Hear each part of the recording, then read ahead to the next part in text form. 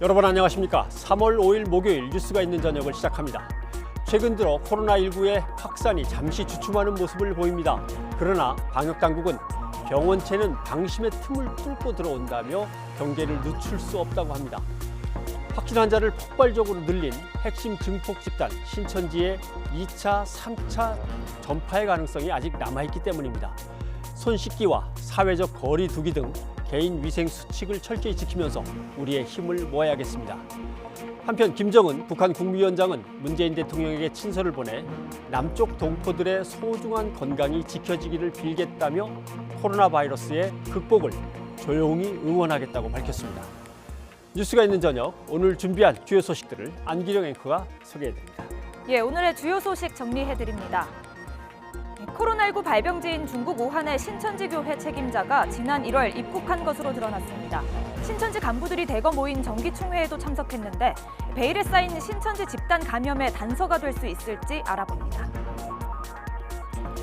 신천지 신도 명단 확보를 위해 정부가 과천 신천지 본부에 대해 전격적으로 행정조사에 나섰습니다. 현장에 나가 있는 이현아 기자를 중계차로 연결합니다. 코로나19 사태와 관련해 신천지 측이 120억 원의 성금을 내놓았습니다.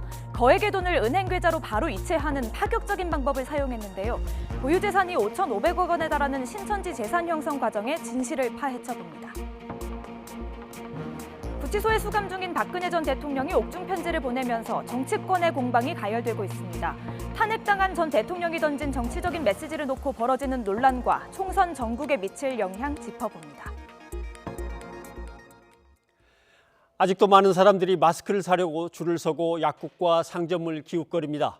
정부는 마스크의 생산량을 늘리기 위해서 마스크 제조사들에게 고성능 마스크 포장기를 우선 지원하고 마스크 필터용 부직포의 수출을 막는 등 전방위적인 대책을 내놨습니다. 이광엽 기자가 보도합니다. 정부가 지난달 마스크 공적 판매와 수출 제한이라는 강력한 대책을 내놓았지만 시민들은 온종일 마스크를 사려고 곳곳을 헤맵니다. 대신부터 준다고 저희가 지난달 12일 긴급 수급 조정 조치 이후 마스크 생산량은 하루 평균 1,000만 매 안팎으로 늘었지만 5천만 국민의 수요에는 턱없이 부족합니다. 시민들의 비판이 빗발치자 정부가 다시 마스크 수급 안정을 위한 종합 대책을 내놓았습니다. 우선 예비비 42억 원을 투입해 고성능 마스크 포장기 40기를 생산업체에 신속히 지원합니다.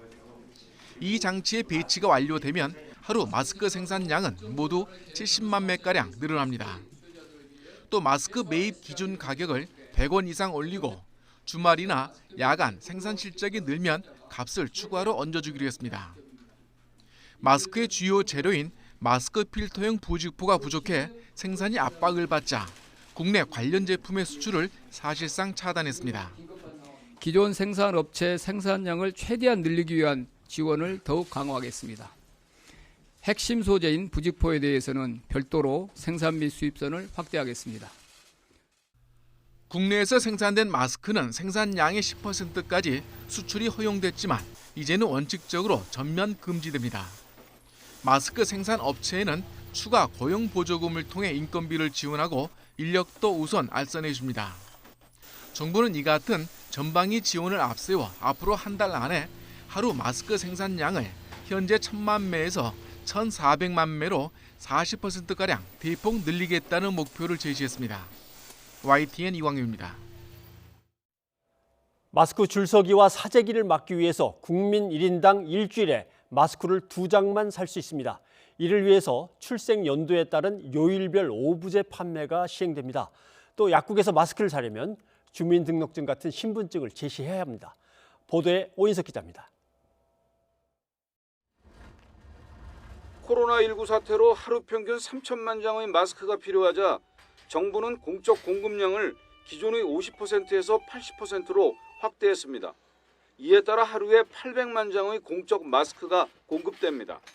이 가운데 200만 장은 의료기관 등 특별관리 지역에 배분되고 나머지 600만 장은 약국과 농협, 우체국을 통해 공급됩니다. 마스크 생산업체가 약국, 우체국 등과 제각각 체결했던 수급 계약도 조달청으로 일원화됩니다. 신속하고 안정적인 공급과 함께 정부는 공적 마스크 가격을 1,500원으로 통일해 판매하는 방안을 추진하기로 했습니다. 또 정부는 마스크 공급이 수요에 크게 못 미치면서 고육지책으로 판매 수량을 제한하기로 했습니다. 다음 주부터 국민 1인당 일주일에 약국을 중심으로 마스크를 2장까지만 살 수 있도록 판매가 제한되고 공평한 마스크 보급을 위해 심평원 업무 포털에 구매자의 주민등록번호를 입력하는 중복구매 확인 시스템이 설치됩니다. 중복구매 확인 시스템을 가동합니다.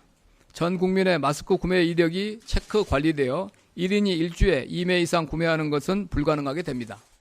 다만 6일부터 8일까지 경과 기간을 둬 3일간은 1인당 마스크 2장 구매가 가능하도록 했습니다. 마스크 판매 방식은 출생 연도의 끝자리를 기준으로 2개 연도씩 배분하는 요일별 오부제가 적용됩니다. 예를 들어 1963년생은 수요일에 구매하고 구매하지 못한 경우에는 주말에 마스크를 살 수 있도록 했습니다. 당장 6일부터 약국에서 마스크를 사려면 주민등록증 등 공인신분증을 제시해야 구매가 가능합니다. 부모의 자녀 마스크 대리 구매는 현장 대기자와 형평성 등으로 허용되지 않습니다. 우체국과 농협에선 중복 구매 시스템 통합 전까지 1인당 1장의 마스크가 판매되고 시스템 통합 후에는 일주일에 1인당 2장으로 제한됩니다. YTN 오인성입니다. 오늘 정부는 경기도 과천에 있는 신천지 본부에 대해서 전격적으로 행정조사를 실시했습니다. 대검찰청 인력까지 투입돼서 신천지 신도 명단은 물론 주요 시설 관련 자료들을 확보한 것으로 전해졌습니다. 과천 신천지 본부에 나가 있는 YTN 중계차 연결해서 현장 상황을 알아보도록 하겠습니다. 이현아 기자. 현재 조사는 모두 끝났습니까? 저는 지금 경기 과천에 위치한 신천지 본부에 나와 있습니다. 예, 조사가 다 끝났나요? 현장 분위기를 전해주시죠. 네, 지금 제가 있는 곳은요, 이 건물의 10층에 있는 예배당입니다. 그리고 9층은 신천지 본부 사무실입니다. 정부의 행정조사는 오전 11시부터 시작을 해서 오늘 오후 3시 30분쯤에 종료가 됐는데 당초 계획한 것보다 한 3시간 가까이 더 걸렸습니다. 행정조사 진행까지는 취재진 수십 명이 본부 4층 또 이 본부 모든 건물 곳곳에 대기하고 있었지만요. 현재는 대부분 현장을 떠났고 비교적 조용한 상황입니다. 네, 압수수색이 아니고 행정조사인데 그리고 한번 갔던 곳인데 계획한 시간보다 더 오래 걸린 이유가 뭡니까?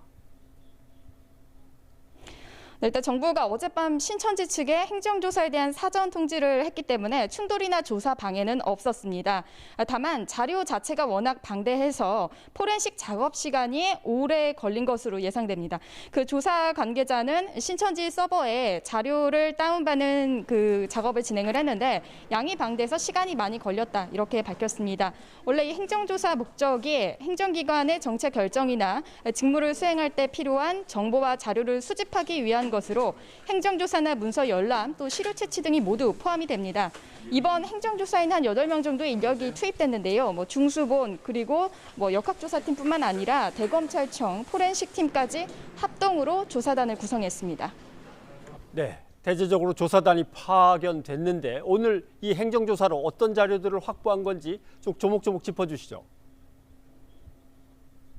네, 일단 조사팀은 현장에서 신천지 시설 주소 정보와 그리고 신도와 교육성의 인적 사항 명단 그리고 예배 출결 기록을 파악했다라고 밝혔습니다.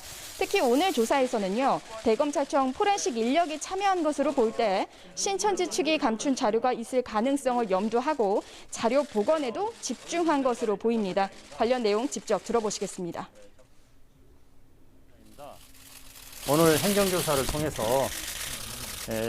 신천지 신도 및 교육생 현황, 그다음에 교회 등 시설 정보, 그다음에 교인들의 예배 출결 정보 등을 확보했습니다. 네, 정부는 이 해당 정보를 바탕으로요, 신천지가 제출한 명단의 신뢰성을 검증하고 이 신도들의 감염 경로 그리고 이동 동선을 파악해 한다는 계획입니다. 그동안 여당인 민주당을 중심으로 해서 검찰이 신천지에 대해서 압수수색을 해야 된다라고 촉구하는 목소리가 컸습니다. 대구에서 경찰이 나름대로 압수수색을 신청해도 또 검찰이 자꾸 미루고 검찰은 이 문제에 대해서 자꾸 미온적인 모습을 보이고 그래서 결국 검찰이 나서지 않으니까 정부가 대신 행정조사라는 방법으로 나선 건 아닌가 이렇게 볼 수도 있겠습니까? 네, 말씀하신 것처럼 검찰은 여전히 강제 조치에 나설 경우에는 신천지 측이 숨어들을 역효과가 가져올 수 있다며 신중한 입장을 유지하고 있습니다. 추미애 법무부 장관의 공개적 지시에도 불구하고 최근 경찰이 청구한 또 압수수색 영장까지 잇따라 기각하며 이런 태도를 고수하고 있는데요. 하지만 신천지가 제공한 이 명단의 신뢰성이 곳곳에서 제기되고 있고 신천지 측의 자료에 담겨 있지 않은 시설도 속속 드러나고 있는 상황입니다. 이에 따라 정확한 신도 명단 확보가 시급하다는 지적이 커지면서 결국 정부가 검찰의 강제 수사에 앞서 행정조사를 통해 명단 확보에 나선 것으로 보입니다. 그렇다면 오늘 행정조사를 통해서 확보한 자료들은 신뢰를 할 수 있겠습니까? 일단 오늘 조사에서 대검찰청에서 이제 포렌식 작업 인력과 장비까지 동원된 만큼 유의미한 자료를 얻을 수 있을 것으로 예상이 됩니다. 전문가들은요, 그동안 신천지가 교육생과 신도를 나눠서 선별적으로 명단을 제출한 점, 그리고 모든 신천지 시설임에도 불구하고 모임 가능 장소와 불가능 장소를 임의로 구분해서 선별적으로 시설 정보를 공개한 점에 문제를 제기해 왔는데요. 때문에 선별적 자료를 제공한 것 자체가 시간 끌기 전략이 아니었냐, 이런 의심도 낳고 있습니다. 만약 오늘 조사를 통해서 신천지 측이 거짓 자료를 내거나 자료를 숨기려 한 정황이 드러날 경우 검찰의 강제 수사 가능성은 더욱 커질 수 있습니다. 정부는 자료를 분석한 뒤 이번 조사 결과를 밝히기로 했는데 발표 내용에 따라서 검찰 수사에도 속도가 붙을 것이라는 전망입니다. 지금까지 경기 과천 신천지 본부에서 YTN 이현아입니다. 신천지 측이 코로나19 극복을 위해 120억 원을 기부했습니다. 코로나19 확산 사태의 중심에 선 데 대해 책임을 지겠다는 건데요. 김혜연 기자가 보도합니다. 힘이 닿는 내 가지 최선을 다하여 정부에게 인적 물적 지원을 아끼지 않겠습니다. 코로나19 극복을 위해 최선을 다해 지원하겠다고 밝혔던 신천지 이만희 총회장. 기자회견 뒤 사흘 만에 신천지 측은 120억 원을 내놨습니다. 신천지 측은 신천지에서 확진자가 많이 나온 것에 대해 깊은 책임감을 느낀다며 기부 이유를 밝혔습니다. 신도 모금으로 마련한 것 아니냐는 의혹에 대해서는 대구지회가 100억 원, 중앙회가 20억 원을 보탰다고 밝혔습니다. 사회복지공동모금회 공개 계좌로 입금했는데 사전 협의는 전혀 없었습니다. 사랑의 열매 측은 언론 보도를 통해 기부 사실을 알았다고 밝혔습니다. 그러면서 사용 방법 등을 신천지 측과 협의하고 있다고 덧붙였습니다. 신천지 측의 이번 깜짝 기부는 기자회견 이후에도 비난 여론이 수그러들지 않자 이뤄진 것이라는 분석입니다. 또 정부 방침에 잘 따르고 있다는 이미지를 심어주기 위한 전략적인 기부라는 지적도 나오고 있습니다. 검찰 조사나 아니면 행정조사 같은 압박이 들어올 때 또 이렇게 성금을 내는 모습을 보여주는 게 그동안 정보 공개를 투명하게 하지 않았던 신천지의 그 이미지 제고를 위해서 필요한 일이라고 지도부에서 생각하지 않았을까. 올해 1월 정기총회 자료를 보면 신천지는 총 5천억 원 규모의 막대한 자금력을 갖고 있는 것으로 집계됐습니다. 전문가들은 숨겨진 자금까지 합하면 그 규모가 더 커지는 만큼 정부나 여론의 압박이 있을 때마다 추가적인 행동도 나올 것이라고 내다보고 있습니다. YTN 김혜은입니다. 신천지 예수교 증거 장막 성전 신천지가 오늘 코로나19 퇴치를 위해서 120억 원이라는 거액을 내놓아서 주목받았습니다. 국내 개신교회 가운데 최대 규모인 여의도 순복음교회가 의료 지원금으로 내놓은 기부금이 10억 원이었습니다. 비교하면 대단한 액수입니다. 더 놀라운 건 신천지 대구교회가 100억 원을 냈고 총회본부가 나머지 20억 원을 냈습니다.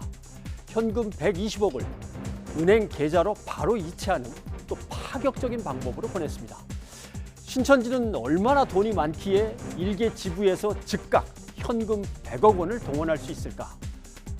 신천지의 자산을 살펴보겠습니다.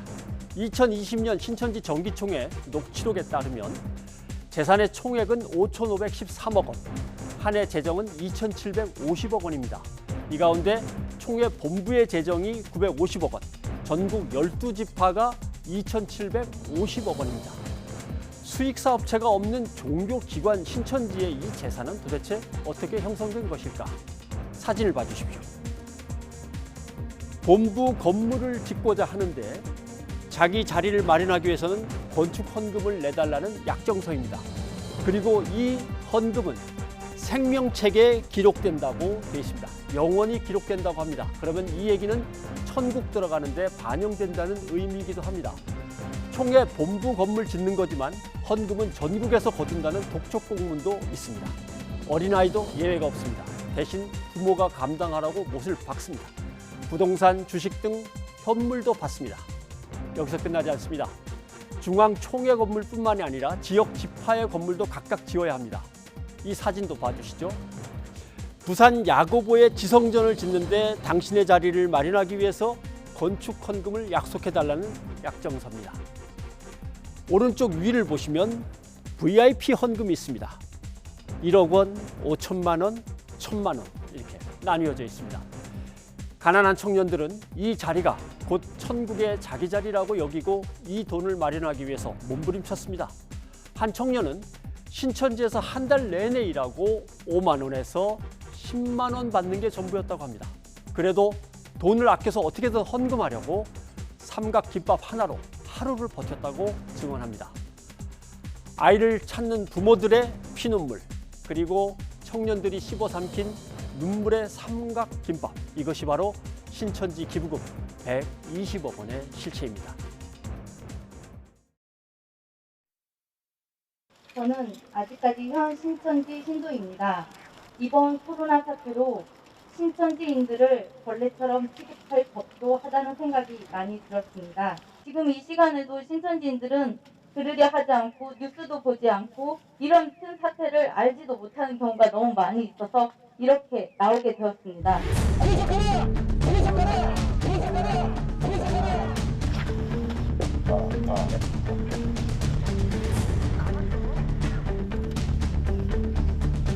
신천지 대곡교에서는 신도가 300명이다, 460명이다 라고 하였지만 실제로는 10,000명에 가까운 신도들이 예배를 드리고 있었습니다. 저 또한 신천지에서 많은 거짓말로 활동했기 때문에 그들에게 진실이 없다는 것을 누구보다도 잘 압니다.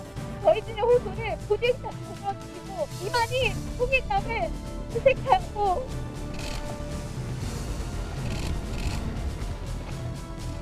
구속시키길 단독히 호소합니다.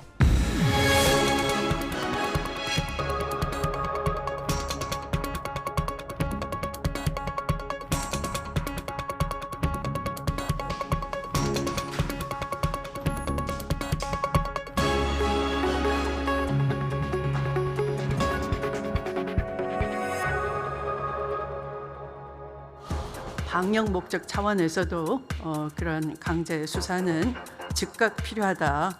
검찰은 즉시 강제 수사를 통해 제대로 된 명단과 시설 위치를 하루빨리 확보해야 할 것입니다. 신천지를 저희들은 비호할 생각도 없고 신천지 수사가 필요하면 당연히 수사하는 거고 정부의 무능을 감추기 위한 수단으로 쓰여서는 안 된다는 것이죠. 지금이라도 좀 더 강한 수사기관의 조치가 있기를 바라고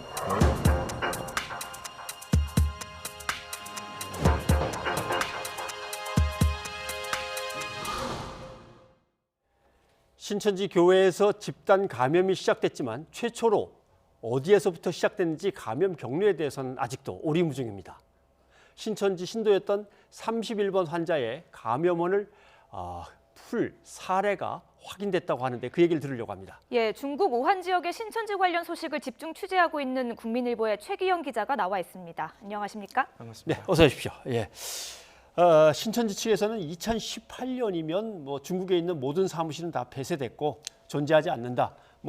온라인을 통한 연락 정도만 왔다 갔다 할 것이다라고 했는데 나름대로 우리도 종말론 연구소 등 다른 단체를 통해서 아직도 우한에서 활동한 것은 그 이후까지 활동했다 이 얘기는 들었습니다. 그런데 거기에 대한 증거를 찾으셨다는 거죠? 그렇습니다. 이 말씀하신 것처럼 신천지 측은 그동안 우한 지역에는 신도는 있지만 교회당이라는 물리적인 실체는 없다. 2018년 6월 이후로는 모든 모임과 예배를 온라인으로 대체했다라고 주장을 해왔습니다. 예. 자료를 하나 보면서 말씀을 드릴 텐데요. 중국 대련에 있는 신앙과 사회문화교류회를 통해서 입수한 자료입니다. 제목을 보면 일단 이 교류회는 오랫동안 중국 내에서 신천지를 비롯해서 많은 이단들의 포교 활동을 집중 연구해온 기관이고요. 예. 제목을 보면 신천지 중국교회 담임 화상회의 자료라고 되어 있습니다. 활동 기간이 신천기 36년 1월 25일부터 31일까지로 되어 있는데 네. 이 신천기는 신천지 내부에서 사용하는 연도 표기법입니다. 그렇죠. 이 신천기가 창립된 1984년을 1년으로 하고 있기 때문에 올해가 신천기 37년, 36년은 지난해 2019년 1월 25일부터 31일까지 한 주 동안의 활동 사항을 나타내는 보고서라고 이해하시면 되겠습니다. 이 중요한 건 그 내용인데요. 예. 이 무한, 우리가 잘 알고 있는 우한 지역의 복음방에서 6명이 현재 수강을 하고 있고 이번 달에 월 등록 인원이 6명이라고 나타내고 있습니다. 그 아래는 센터 현황인데요. 센터는 이 복음방에서 포섭된 예비 신도들을 초등, 중등, 고등으로 나눠서 약 6개월 동안 교육하는 기관입니다. 이 자료에 나오면 4개의 반으로 구성된 우한에 센터 한 곳이 운영되고 있다는 것을 알 수가 있습니다. 신천지 전문가들을 얘기를 들어보니까요. 대인관계를 중심으로 해서 매일매일 포교 활동을 확인하고 있기 때문에 온라인으로서는 이 복음방이나 센터의 활동을 대체할 수는 없다고 단언하고 있습니다. 복음방이 있고 센터가 있고 그렇다면 그것을 운영하는 사람들만 해도 반이 4개니까 벌써 몇 명은 된다는 뜻이죠? 그렇죠. 예. 그러면 이번에 입수한 자료들을 바탕으로 우리나라에서 발생한 31번 환자의 감염원을 좀 파악을 할 수가 있을까요? 그 31번 환자 때문에 이제 지역사회 전파가 시작됐다고 볼 수도 있거든요. 그리고 이 31번 환자가 신천지 신도로 또 밝혀졌고요. 네, 핵심은 이 각 지역, 중국에 있는 각 지역 책임자들이 이 6월절 기념 예배와 지난 1월 달에 이루어졌던 정기총회에 참석했던 그 정황입니다. 예. 신천지는 매년 1월 14일을 주요 3대 절기인 6월절로 보고 그 기간 안에 굉장히 큰 대규모 집회를 가집니다. 1월 14일이 올해로 화요일이었습니다. 그렇기 때문에 이틀 전인 1월 12일에 같은 그 행사를 같은 날 진행했고요. 바로 이 자리에 중국 우한을 비롯해 각 지역 책임자들이 참석했던 정황이 드러나서 이미 기사화한 바 있습니다. 정은경 질병관리본부장이 지난 2일 브리핑에서 이렇게 발표를 했습니다. 신천지 신도 중 중국에서 한국으로 입국한 신도는 38명, 그리고 우한에서 입국한 신도는 1명이라고 발표를 했습니다. 전문가들은 신천지 해외 지역 책임자들한테 1년에 한 번 열리는 이 정기총회는 매우 중대한 행사이기 때문에 천재지변이 아니고서는 참석하지 않을 수 없다, 이렇게 말합니다. 그래서 이 국내 입국 기록 중에 상당수가 1월에 입국한 것으로 보고 있습니다. 알려진 것처럼 코로나 확산 초기에는 이 31번 확진자를 전파자로 지목을 했었습니다. 그런데 역학조사가 진행되면서 31번 확진자도 2차 감염자라는 쪽으로 무게가 실렸고요. 이 31번 확진자가 나오기 전부터 신천지 안에 이미 감염이 시작됐고 그 신천지 대구교회를 매개로 해서 2차 감염자들이 연쇄적으로 감염을 일으켰다는 쪽으로 지금 분석까지 나와 있습니다. 바로 이 지점이 신천지 각 지역 중국 대표자들이 정기총회에 참석했을 때 1차 감염이 이루어졌을 것이라고 보고 있는 것입니다. 신천지 신도 가운데는 31번 환자가 제일 먼저 확진 판정을 받았지만 이 31번 환자도 다른 누군가에게서 이제 감염이 됐을 수 있다는 이야기잖아요. 이 많은 사람들이 모였던 큰 행사인 이 정기총회 영상을 저희가 입수한 게 있거든요. 좀 보면서 이야기를 나눠보도록 하겠습니다.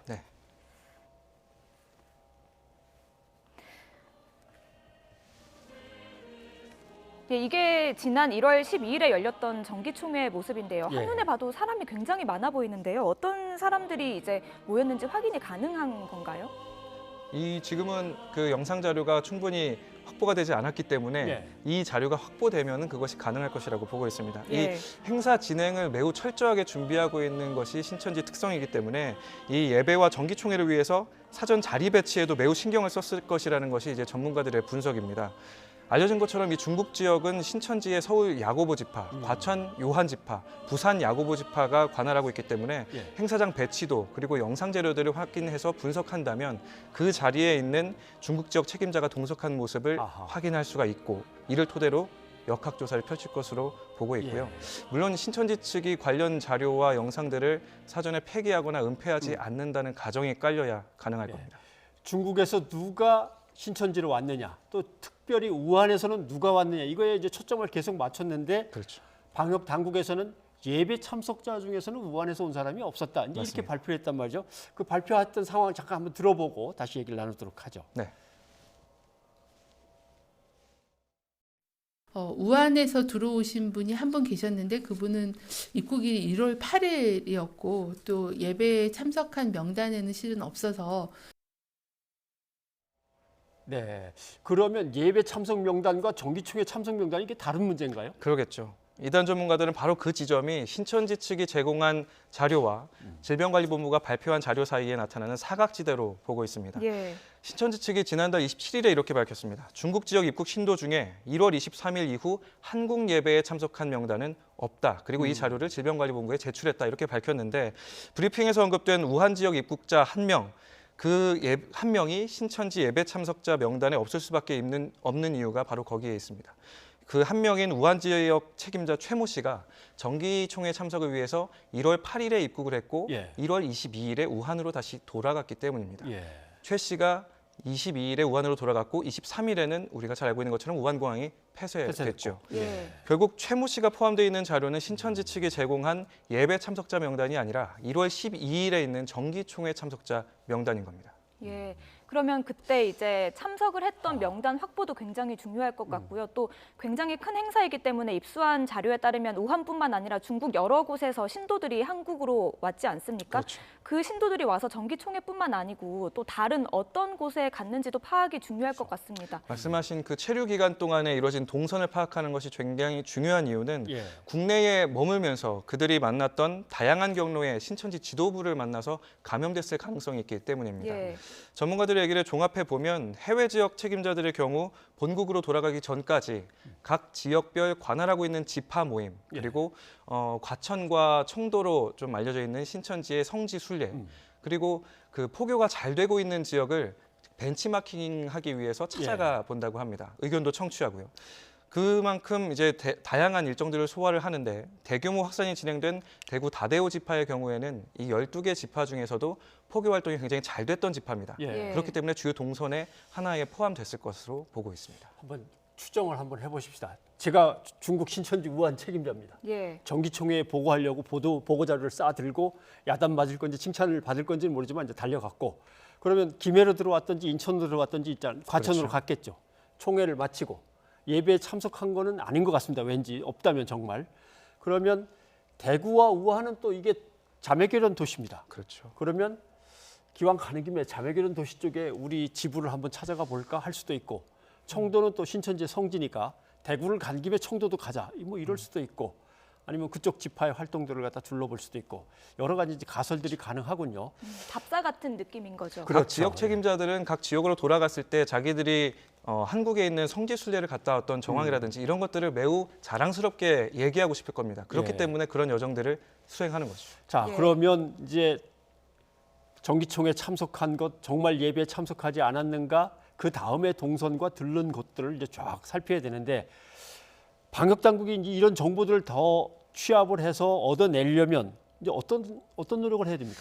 그 이단 전문가들은 그렇게 말합니다. 이 신천지의 각 해외 지역별 책임자들에 대한 정보를 매우 철저하게 수집하고 있기 때문에 신천지 본부에서 굉장히 다양한 자료들을 축적하고 있을 것이다.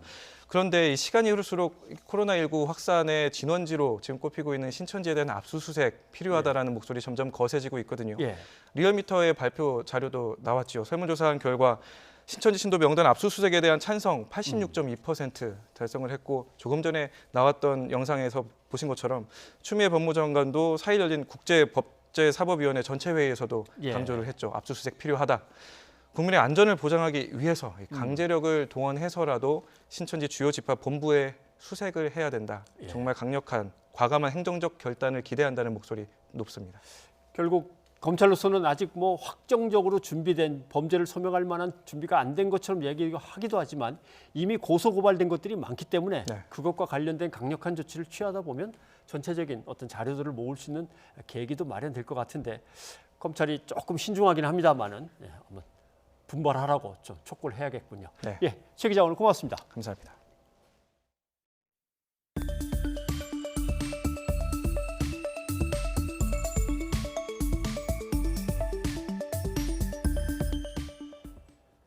조금 전 들어온 소식입니다. 일본 정부가 한국과 중국에서 입국하는 사람을 길게는 2주간 격리할 수 있도록 하는 등 강력한 규제 조치를 시행하기로 했다는 소식이 들어왔습니다. 예, 아베 총리는 오늘 코로나19 정부 대책회의를 열고 한국과 중국 등을 대상으로 하는 입국 규제 강화 방침을 확정했습니다. 이에 따라 일본 정부는 검역 소장의 판단에 따라 해당 지역의 입국자에 대해서는 최장 2주간 의료시설 등에 격리한 이후 건강 상태를 확인해 입국 여부를 결정할 방침입니다. 이와 함께 입국 허가를 받아서 일본에 들어온 뒤에도 대중교통을 이용하지 말 것을 해당 지역 입국자에게 요청하기로 했습니다. 네, 아베 총리는 또 한국과 일본을 오가는 항공기 운항도 나리타 공항과 간사이 공항 2곳으로 제한할 방침이라고 밝혔습니다. 이번 조치는 오는 9일 0시부터 적용됩니다. 이달 말까지 유지됩니다. 아베 총리는 이번 조치에 대해서 감염자가 많은 지역으로부터의 바이러스 유입 방지 대책을 근본적으로 강화해 국민의 불만을 가라앉히기 위한 것이라고 설명했습니다.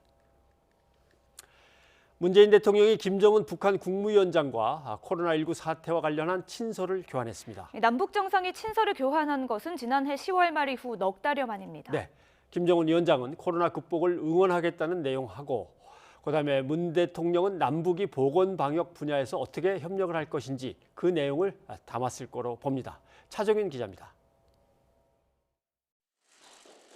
문재인 대통령과 김정은 북한 국무위원장이 친서를 교환한 사실을 청와대가 공개했습니다. 김 위원장은 친서에서 코로나19와 싸우는 우리 국민을 위로하고 반드시 이겨낼 것을 믿는다는 뜻을 전했습니다. 또 문 대통령의 건강도 걱정하면서 마음뿐일 수밖에 없는 상황이 안타깝다고도 밝혔습니다.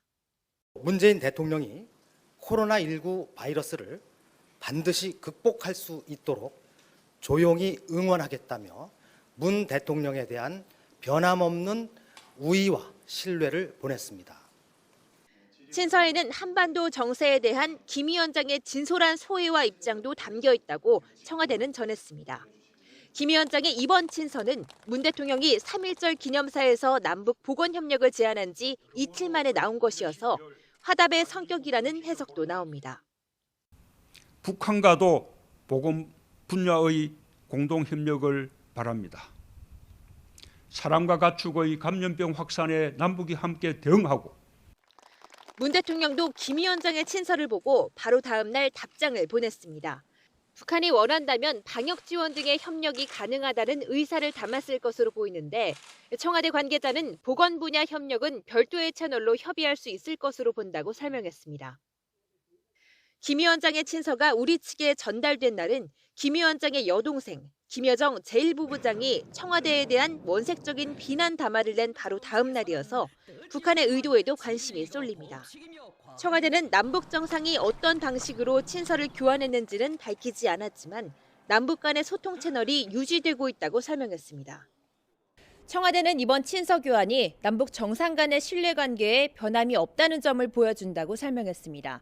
넉 달여 만에 이뤄진 남북 정상 간의 직접 소통이 보건 분야 협력을 통한 대화 재개의 계기가 될지 주목됩니다.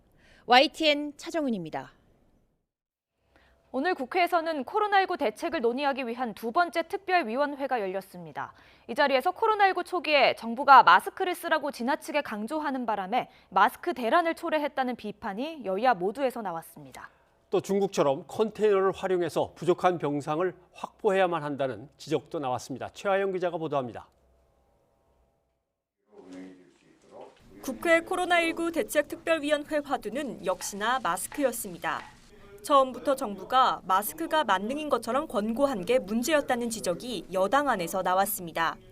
정부가 정말 어찌 보면 국민들에게 입이 10개라도 할 말이 없는 상황입니다. 마스크 없으면은 모든 그 예방이 안 되는 것처럼 극도의 불안을 갖게끔 만들었습니다. 이런 불안 심리 자극이 결국 마스크 대란으로까지 이어졌다는 겁니다. WHO도 사실상 이렇게 증상이 있는 환자나 또는 돌볼 경우에 쓰라고 하지 식약처에서 KF94하고 99를 권하고 싶다 이렇게 발표를 했어요. 그러니까 국민들은 그때부터 많이 사용한 겁니다. 결국 마스크 수요가 폭발적으로 늘어나면서 공급이 쫓아가지 못하는 상황을 정부가 자초했다는 겁니다. 여기에 부족한 병상 문제를 서둘러 해결해야 한다는데도 여야가 한 목소리를 냈습니다. 컨테이너 병실을 급격히 해서 공급을 한 사례가 굉장히 효과적이었다 그래요. 일주일에 한 60개 정도 만들 역량이 있대요. 음압이 가능한 컨테이너 병상을. 강화도와 고성에 있는 국회 연수원이 있습니다. 이곳을 먼저 개방하고요. 경증 환자라도 이곳에 격리 수용을 할 수 있도록 활용을 하고요. 이렇게 상황이 심각한 만큼 정세균 국무총리는 국회에서 추경을 가급적 빨리 처리해달라고 요청했습니다. 모두 11조 7천억 원 규모로 역대 감염병 대응 추경 가운데 가장 큽니다.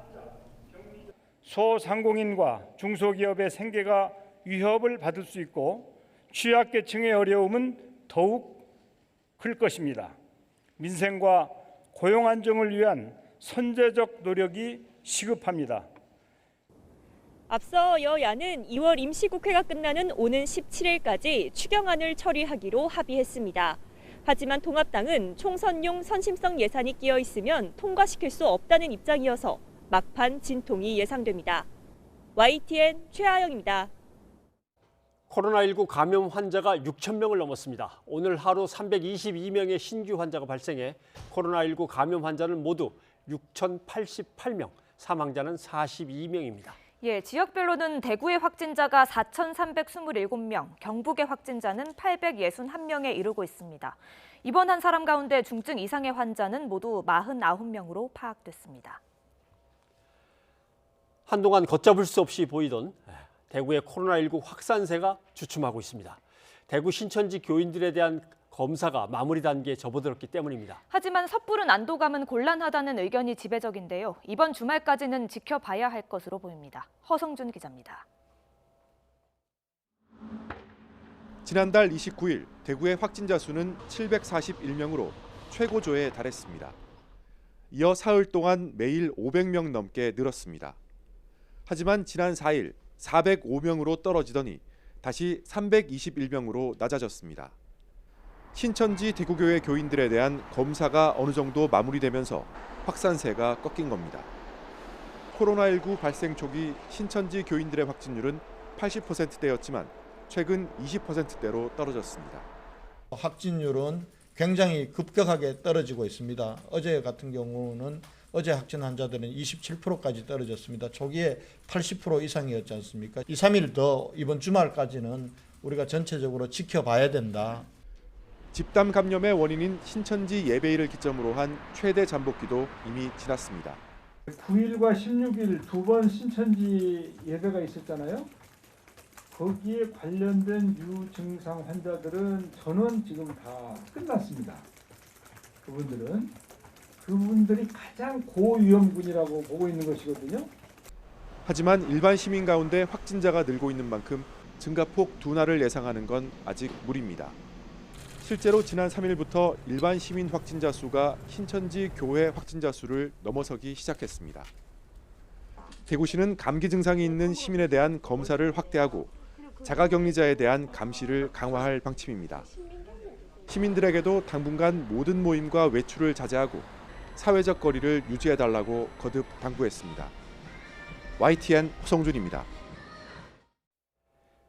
경북 봉화군에 있는 노인요양원에서 입소자와 직원 등 36명이 코로나19에 감염됐습니다. 무더기 발병에 사망자까지 속출했던 청도 대남병원처럼 집단 감염이 발생할까 걱정되는데요. 요양원 출입은 완전 차단됐습니다. 이성우 기자입니다. 요양원 문이 굳게 닫혀 있고 공터에는 차량이 빼곡히 주차돼 있습니다. 이곳 요양원 입소자와 직원 등 30여 명이 코로나19 확진 판정을 받은 겁니다. 무더기로 확진자가 발생하자 방역당국은 요양원 출입을 통째로 차단했습니다. 확진 판정을 받은 입소자와 직원들은 요양원 2층 별도 공간에서 격리 중에 있습니다. 앞서 요양원에서 있던 80대 노인 2명이 평소 앓던 질환 치료를 위해 봉화해성병원을 찾았다 코로나19 양성 판정을 받았습니다. 이어 방역당국이 요양원 입소자와 직원 등 116명을 검사해보니 환자가 줄줄이 나온 겁니다.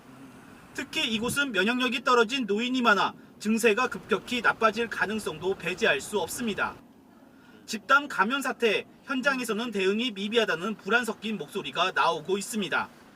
여기가 연못집이니까 와서 소독은 해줘야 될 거 아니에요. 소독도 안 한다니까 와서 묻지도 안 하고 내가 이제 신고하니까 그 다음에서 놀래서 쫓아오는 거예요.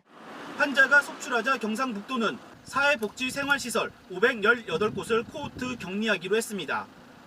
격리 기간은 오는 9일부터 22일까지 2주간으로 입소자들은 외부 출입을 할 수 없고 종사자들도 7일간 외출과 퇴근을 금지하고 일주일씩 2교대 근무를 합니다. 월요일부터 2주간 코호트 격리. 쉽게 말씀드리면은 이동 자체가 안 되고 종사자들 출퇴근을 못하게 합니다. 종사자들이 그 시설 내에서 잠을 자고 근무할 수 있도록. 확진 환자가 무더기로 발생하면서 방역당국은 생활 밀집시설 발병 차단에 총력을 기울이고 있습니다. YTN 이성우입니다. 경상북도 경산. 이곳은 코로나19 확진자가 700명이 훨씬 넘습니다. 전국에서 대구 다음으로 확진 환자가 많은 거죠. 예, 대구와 동일한 생활권에다가 영남대 같은 대학도 많은 곳이잖아요. 그렇습니다. 예, 대학이 10곳인데 모두 개강을 연기해 놓고 있습니다. 예, 지역 주민들은 불안 속에 하루하루 보내고 있고요. 지역 경제도 무너지고 있습니다. 나현호 기자가 둘러봤습니다. 경북 경산 시외버스 터미널에 버스를 타려는 이용객이 한 사람도 보이지 않습니다. 버스가 도착하면 북새통을 이루던 택시 타는 곳도 1시간 넘게 승객이 없습니다. 여기 서 있는 지가 한 1시간 반 됐습니다. 택시 기사로서 상당히 지금 생계가 막막한 지금 어떤 그런 실정입니다. 돼지고기 요리를 만들던 솥은 차갑게 식은 지 오래고 한가득 고기를 내놓던 매대도 텅 비었습니다. 장사가 하도 안 돼 아예 영업을 접은 식당이 속출하고 있습니다.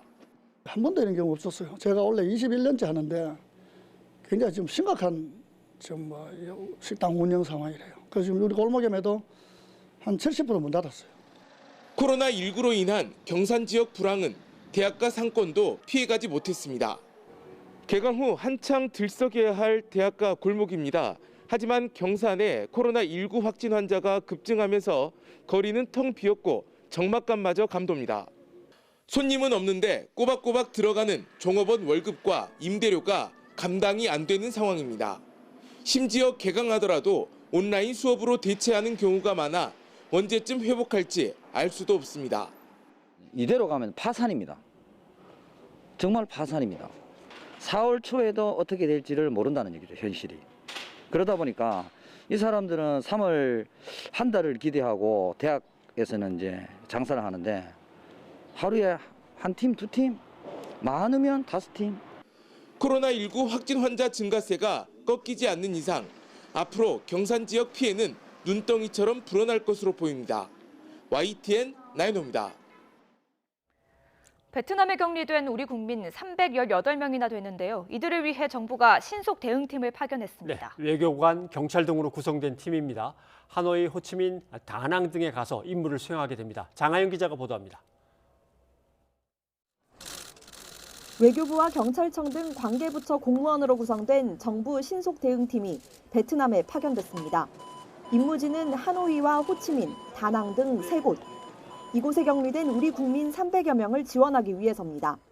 빨리 이제 격리해서 좀 해소될 수 있도록 하는 것과 그리고 이제 앞으로 또 들어가시는 분들도 애로가 없도록 도와드리는 게 가장 중요한 일이라고 할 수 있겠습니다.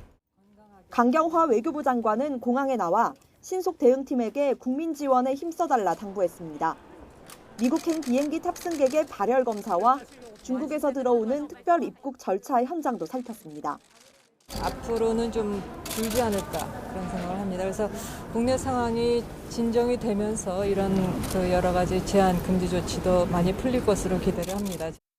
하지만 한국에 대한 입국 금지 제한국은 또다시 늘어 100곳에 육박합니다. 한국인 여행객과 유학생이 많이 오가는 호주도 입국 금지를 발표했습니다. Now, in relation to Korea, the reason we've taken the decision to put the travel ban in place is because of the much higher level of visitation and travel we are seeing from Korea than we have from those who are coming out of Italy. 외교부는 제임스 최 주한 호주 대사를 초치해 충분한 사전 협의를 하지 않은 데 대해 강한 유감을 나타냈습니다. 다만 호주가 미리 알려와 항공사와 여행사에 통보한 만큼 현지에서 우리 국민이 격리되거나 회항하는 일은 없을 거라고 설명했습니다. YTN 장하영입니다.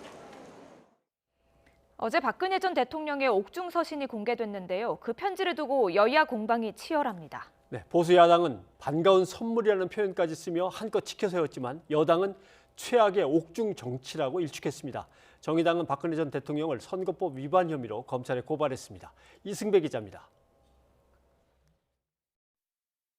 서로 간의 차이가 있을 수 있고 외우기 힘든 간극도 있겠지만 더 나은 대한민국을 위해 기존의 거대 야당을 중심으로 태극기를 들었던 여러분 모두가 하나로 힘을 합쳐 주실 것을 호소드립니다. 유영하 변호사를 통해 공개된 박근혜 전 대통령의 옥중 편지에 대해 미래통합당은 반가운 선물이라고 표현했습니다. 정권 심판이라는 대의를 위해 보수가 똘똘 뭉치라는 메시지였다면서 총선을 앞둔 지금 꼭 필요한 천금 같은 말이라고 평가했습니다. 하지만 이른바 태극기 세력의 지분 요구에 대해서는 분명하게 선을 그었습니다. 지금 우리 자유우파가 추진하고 있는 대통합에는 지분 요구는 하지 않기로 하고 논의를 진행해 왔습니다. 그런 전제하에서 통합에 큰 물꼬를 터오고 있는데 그런 관점에서 충분한 협의를 하도록 그렇게 하겠습니다. 반면 집권 여당인 더불어민주당은 분명한 선거 개입이자 최악의 옥중 정치라며 강하게 비판했습니다. 국정농단으로 국민에게 탄핵당한 대통령이 반성은커녕 국민을 분열시키는 선동에 앞장서고 있다는 겁니다. 박 전 대통령의 메시지를 추켜세운 통합당을 향해서도 도로 새누리당으로 돌아가는 선언을 했다며 날을 세웠습니다. 미래통합당은 보수의 변화를 바라는 우리 국민의 기대를 외면하고 결국은 과거 회귀를 선택했습니다. 우리 국민들은 현명한 판단을 바탕으로 준엄하게 심판하리라고 생각합니다.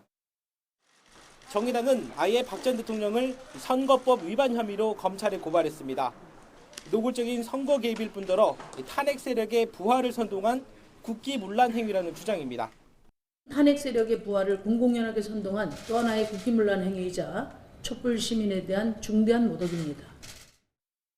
총선을 40여일 앞두고 박 전 대통령이 내놓은 옥중 편지가 정치권을 술렁이게 하고 있습니다. 공천이 마무리 단계에 들어간 가운데 미래통합당이 어떤 행보를 보이느냐에 따라 총선 판도에도 적지 않은 영향을 미칠 것으로 보입니다. YTN 이승배입니다. 네, 계속해서 박근혜 전 대통령의 옥중 메시지에 대해서 최영일 시사평론가와 함께 얘기를 나눠보겠습니다. 어서 오십시오. 안녕하세요. 옥중에서 손으로 꼭꼭 눌러 쓴 손편지. 네. 이게 여에서 보든 야에서 보든 간에 상당히 의미 있고 상징적일 수밖에 없는 그럼요. 그런 편지인 건 분명합니다. 맞습니다. 근데 최측근인 유영하 변호사를 통해서 이제 공개가 된 거죠? 네네. 예. 4일 국회에서 유영하 변호사가 공개를 했고요. 그것이 굳이 친필임을 강조를 했습니다. 예. 왜냐하면 기존에는 구술, 이 이야기를 면회로 들은 것을 전한 적은 있는데 그것이 정말 박근혜 전 대통령의 의중인지 또는 그분의 말이 맞는지 논란이 많았어요. 이번엔 직접 손으로 꾹꾹 눌러 쓴 손편지였고요.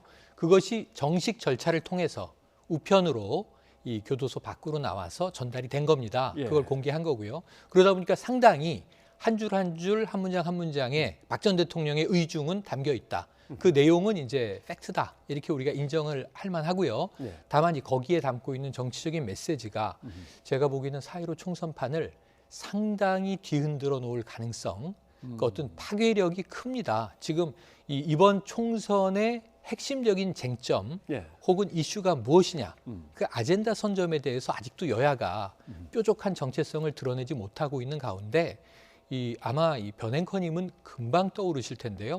박 전 대통령의 별명은 탄핵 전까지 선거의 여왕이었죠. 예. 그럼 전 선거의 여왕의 옥중 부활이다. 예. 이렇게 이제 제목을 붙일 수 있을 것 같아요. 어떤 영향이 있는지를 한번 분석해 볼 필요가 분명히 있습니다.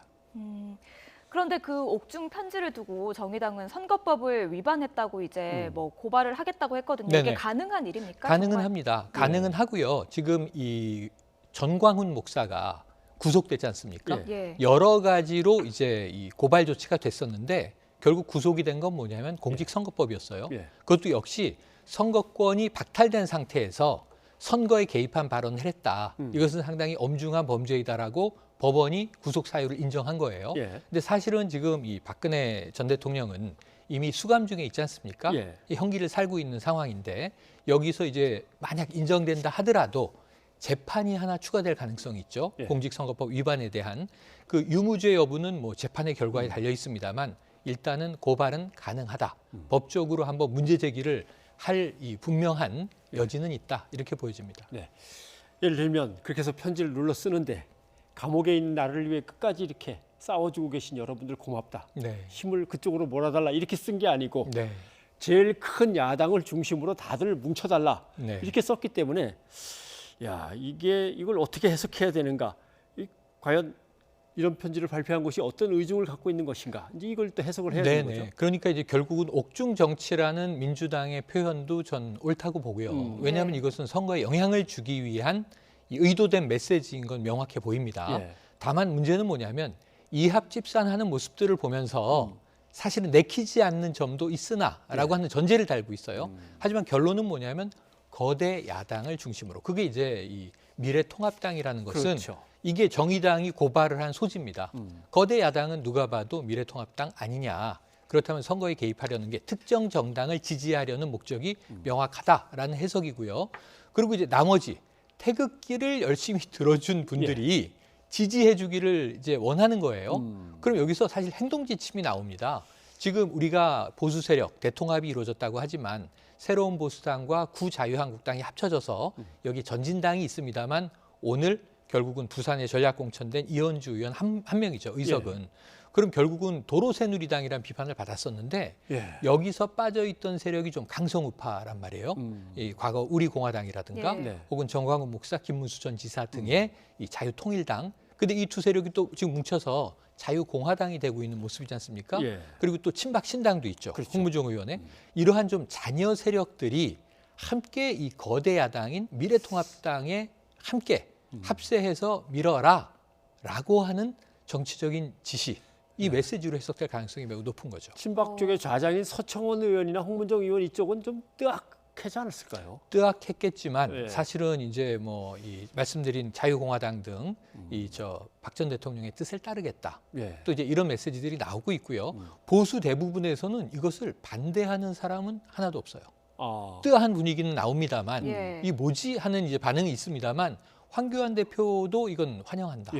그리고 또 저는 김무성 의원의 이야기가 놀랍습니다. 김무성 의원은 이 탄핵 찬성파였죠. 그렇죠. 유승민 의원과 함께 탄핵을 가결시키는 데 기여하고 당시에 새누리당은 해체되어야 할 당이다. 그러고 나가서 바른정당을 만들었는데 복당파가 됐습니다만 박 전 대통령이 이 메시지 환영의 뜻을 표했어요. 그럼 어찌 보면은 보수 진영에서는 중도부터 강성 우파까지 대체로 이 메시지에 호응을 하고 있다는 거죠. 그렇다면 이제 보수 결집 효과는 분명히 있을 것으로 여겨집니다. 뭐 형식은 자필이었고요. 또 메시지는 담고 있는 내용은 보수를 결집하는 효과를 냈고요. 그렇다면 시기는 어떻게 보십니까? 지금 뭐 코로나19 사태도 있고요. 박근혜 시기가 논란이 되기도 했고 또 총선을 앞두고 있는데 지금 이 편지를 내놓은 시기는 어떻게 평가하십니까? 이 타이밍 자체가 이제 지금이 공천 막바지란 공천이니까. 말이죠. 김영호 공관위 위원장에 오늘 사실은 이게 놀라운 소식들이 좀 있습니다. 김태호 전 지사나 뭐 홍준표 전 대표가 이 공천 탈락하지 않았습니까? 그러니까 저는 이런 여러 가지 등등해서 근데 한 가지 메시지가 황교안 대표가 아까 리포트에서도 보셨지만 자 이게 지분 요구는 하지 마라. 소위 태극기 세력에게 우리가 지분을 가지고 뭘 하려는 게 아니라 순수한 뜻으로 이 통합을 해달라, 지지해달라 이런 메시지인데 사실 지분 싸움 없는 공천은 존재하지 않죠. 특히 선거판에서 그렇죠. 그렇게 본다면 저는 이 박 전 대통령의 편지 안에는 중요한 핵심 메시지가 하나가 있는데 이건 이 유승민 의원을 굳이 거론하진 않았지만 이 집권했을 때부터 지금까지 배신자라는 낙인을 한 번도 벗겨주질 않았어요. 이합집산이라는 표현까지 쓰면서도 지금 이제 새로운 보수당이 합류에 들어왔지만 상당수 중진 의원들이 컷오프되고 있으면서 유승민 의원은 불출마 선언하고 존재가 거의 사라져 있습니다. 두문 불출. 이런 상황에서 친박 세력에 방점을 두는 형태의 통합 요구 아니냐. 이건 명백해 보입니다. 태극기를 들어준 분들이 바로 보수 세력의 중심이라는 것을 천명하고 있거든요. 이건 이제 지분이라는 문제를 어떻게 해결할지는 지켜봐야 되겠지만 이 보수의 정체성을 친박, 태극기 세력에게 두고 있다. 분명히. 그럼 전 황교안 대표가 여기에 부응을 한다는 점에서 이 지분 논란을 배제하더라도 상당히 두 가지가 사라졌습니다. 지금 보수 대통합의 3대 요소 중에 첫 번째 탄핵의 강을 건너야 한다. 탄핵의 강은 건너지 않기로 한 것 같고요. 그리고 두 번째로는 개혁 보수로는 가지 않을 것이다.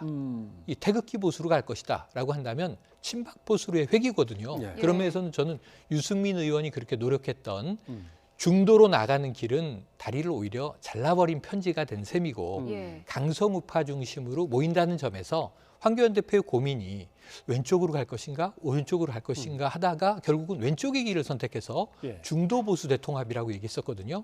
근데 이 중도를 포기하고 전통적인 지지 세력을 결집하는 쪽으로 박 전 대통령의 메시지를 아마 받게 될 것이다 라고 해석을 해봅니다. 유영하 변호사가 옮긴 말을 보면 이 편지 가지고 뭐 자기 세를 갖다가 확대하거나 이런 데 엉뚱한 데 쓰지 말라고 경고도 슬쩍 담겨 있어요. 네, 맞습니다. 그러니까 박 전 대통령의 정치 행보는요. 항상 이 그분의 뜻은 구국에 있었죠. 구국. 애국, 애민, 애족이었죠. 사실은 이게 이제 2008년 저 대선 때 슬로건이기도 합니다. 2012년에는 사실은 상당히 맞춤형 복지로 전환이 됐었습니다만 그게 상당히 일관된 이제 정치적인 메시지였습니다. 그것을 또 다시 한번 꺼내 들었다는 점에서 사리사욕을 위한 메시지가 아니다. 그러니까 이 구국의 메시지다. 국가를 위한 메시지다. 그런데 결국은 이게 이 박근혜식 구국이란 말이에요. 그럼 이게 70년대식 구국입니다. 다시 한번 회귀를 해보면. 그것이 이제 21세기 정치에서 실패했던 것이고 최순실과 최태민이라는 이름이 튀어나오면서 국정농단과 함께 이 헌정사상 초유의 탄핵이 이루어졌던 것이죠. 그런데 문제는 그 과정이 다 빠져 있고 여기는 본인의 반성이나 성찰은 없어요. 본인은 나라 걱정뿐이잖아요. 그리고 이제 보수들이 나라를 살리기 위해서 뭉쳐야 되는데 그럼 그 반대쪽엔 누가 있냐면 결국은 이제 아까 리포트에 나왔듯이 민주당이 이야기한 촛불 시민이 있습니다. 정의당도 이야기했죠. 그럼 또다시 이번 4.15 총선의 핵심 화두가 뭐가 되냐면 국정농단으로 돌아가서 지금 무고함을 주장하는 박근혜 전 대통령을 지지하는 소위 태극기 세력과 그리고 또다시 그때 탄핵을 주장했던 촛불 시민들의 격돌이 될 가능성이 높다. 전 정권 심판론과 현 정권 심판론의 충돌이 될 가능성이 크다는 점에서 이것은 매우 과거 회귀적인 정치적인 메시지다. 그런 점에서 참 바람직하진 않으나 정치적인 영향력은 굉장히 큰 파장을 가지고 있다고 봐야겠습니다. 그렇다면 다시 이번 총선에서 뭐 촛불 대 국정농단 세력 이렇게 대결이 될 수도 있잖아요. 그렇다면 여기에 대해서 민주당에서 비례대표 연합정당을 지금 구상하고 있는데 그것도 어느 정도 효과를 지금 추진에 탄력이 붙을 수 있을까요? 사실은 민주당 지도부는 인정하고 있지 않죠. 우리는 비례정당 만들지 않는다고 오히려 당 외곽에서 뭐 녹색당이나 미래당을 중심으로 주로 하승수 위원장이 주장을 했는데 녹색당 내에서도 논란이 커요. 그리고 정의당은 반대 입장이에요.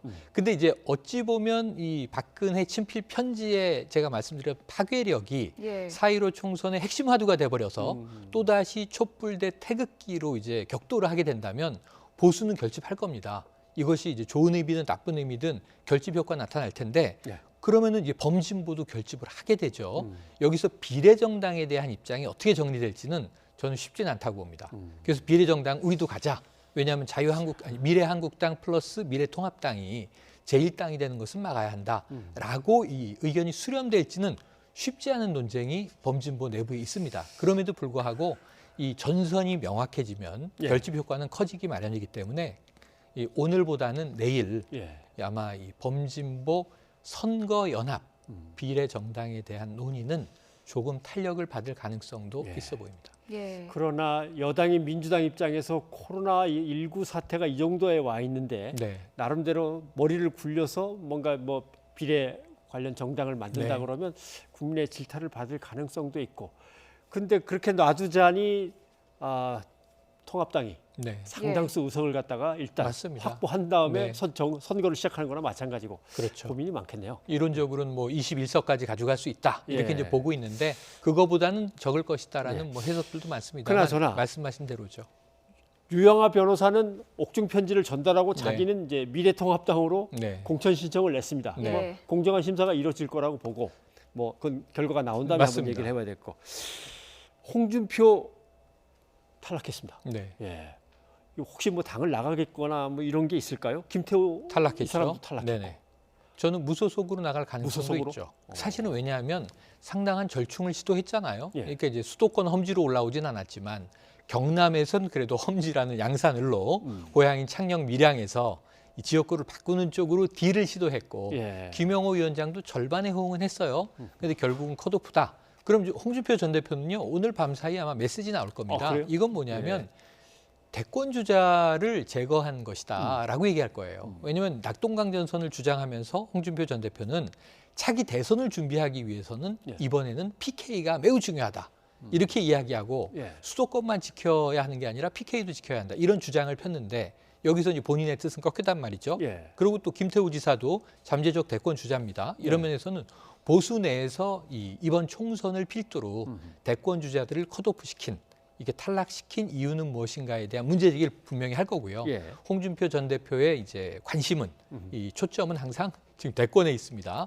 여기에 대해서 황교안 현 대표에게 상당한 문제제기를 할 가능성이 있고 이것도 내분의 논란이 있겠습니다만 저는 이것을 덮은 것이 박근혜 친필 편지다. 이렇게 보기 때문에 상당히 당 내부에 잡음이 많을 수 있는 공천 마지막을 이 친필 편지가 상당히 좀 도움을 실어주는 분위기예요. 통합적으로. 그래서 여기서 잘려나간 분들은 오히려 좀 반박근혜 인사로 취급될 가능성이 좀 높아졌고요.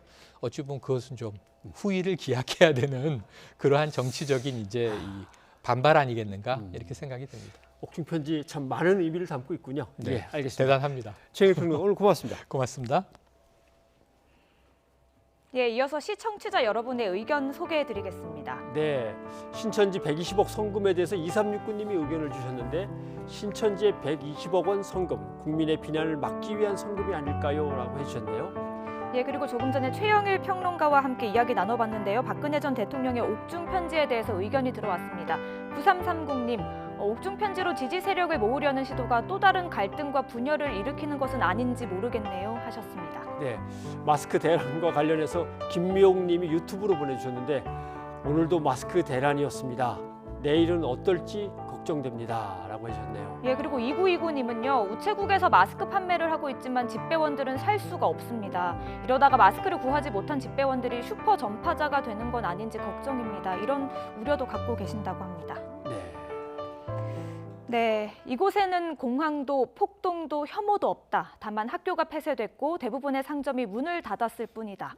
이 대구를 찾은 미국의 한 기자는 대구의 현장을 이렇게 묘사했다고 합니다. 네, 시민들의 아주 침착한 대처와 의료진들의 열정적인 희생을 무릅쓴 그 활동들이 아주 인상 깊었다고 하죠. 곳곳에서 애쓰고 계신 방역 담당자들, 의료진들께 감사하다는 말씀을 다시 한번 전합니다. 예, 오늘은 숨쉬어의 평범하게라는 노래 들려드리겠습니다. 예, 정말 뭐든지 폐쇄되고 거리에 사람이 없고 만나는 것이 사회적 거리를 둬야 하고 하니까 평범하던 우리의 일상들이 얼마나 소중했던 것들인가 하루하루 되새기는 요즘입니다. 다시 그날로 돌아가면 더 열심히 이웃을 사랑하면서 친하게 지내면서 살아야겠다 이런 다짐도 하게 되더라고요. 저희는 내일 다시 찾아뵙겠습니다. 여러분 고맙습니다.